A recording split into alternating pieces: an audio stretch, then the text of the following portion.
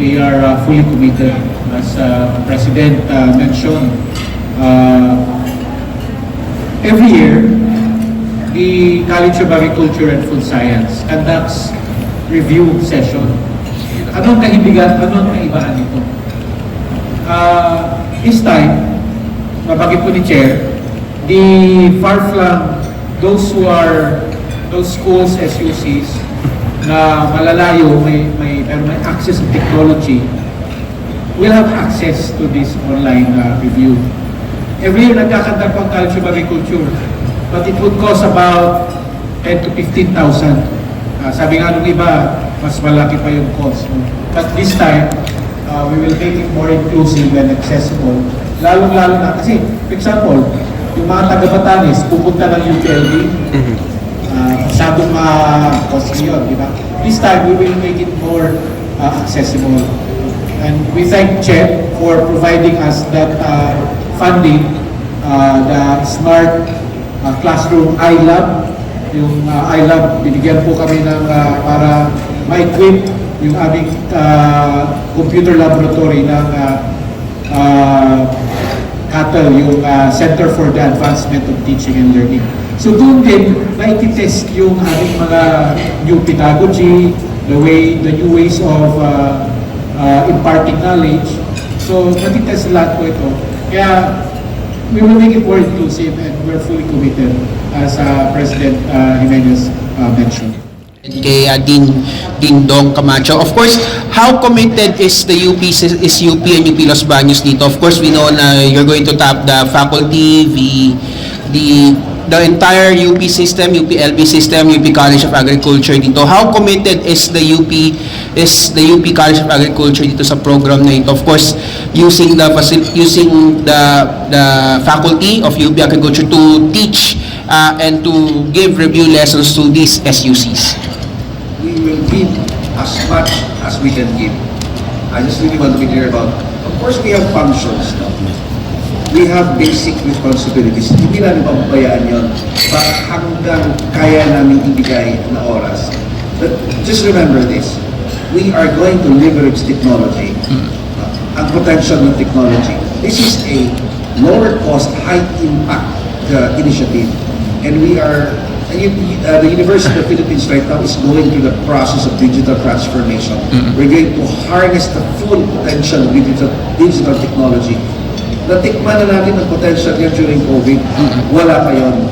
And many of our data scientists, many of our ICT professionals are now hard at work at it. Ito magandang example, simple lang. Second, ang message lang talaga namin dito sa ating mga kapatid sa SUCs, no SUC or LUC ever had to face their challenges alone. We will work together.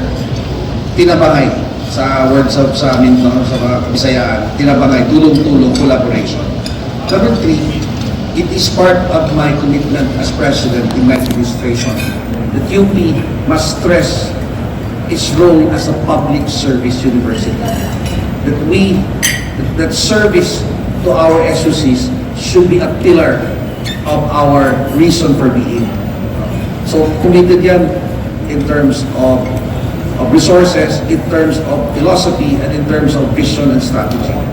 Chair, well, you said nga po 500 students ang may kinabang dito. So, pero are you expecting po ba that all of them should pass the exam? Ito po ba yung magiging parang KPI po nito na dapat ang mga students na ito ay, or yung mga magtitake ng review na ito ay, of course, kailangan makapasa dun sa agriculturist licensure exam. And what if kung hindi sila makapasa, magkakaroon po ba ng parang remedial program for them to pass ito sa initial na 500 na ito? The minimum expectation, is that the passing rate in the SUCs will go higher than the national average. Okay, because the national average is 35%. And the ones we're targeting are the schools whose passing rates are below that historically over the past 5 years. So the minimum expectation is they will increase their passing rate above the national average, which will also increase the national average. Ibig sabihin, pag pataas ng pataas yan. The maximum, of course, is that the higher the better, because if the top agriculture schools can graduate or can pass more than 90% of their students, the ultimate, of course, as we go along is to every year dapat tumataas yung passing rate. Pero ang minimum, lumagpas sa national average. Kasi halos lahat sila lower than the national average yung passing. Okay.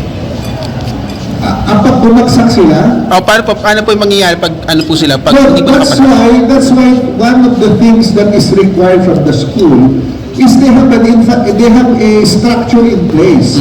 Ibig sabihin, kahit libre yung review class, dapat yung facilities, yung mentoring sa school, individual source will also have to be there. So hindi ito na, sige, every Saturday mag-online ka lang, makinig kayo sa UPLB. Kailangan tinutulungan ng school yan, inaalalayan ng school. Pagkasama sa pag-alalay doon, nagpag-track kung paano ma-improve. That's necessary. Otherwise, if the students are left on their own, then the whole process will not be as exceptional as we expect.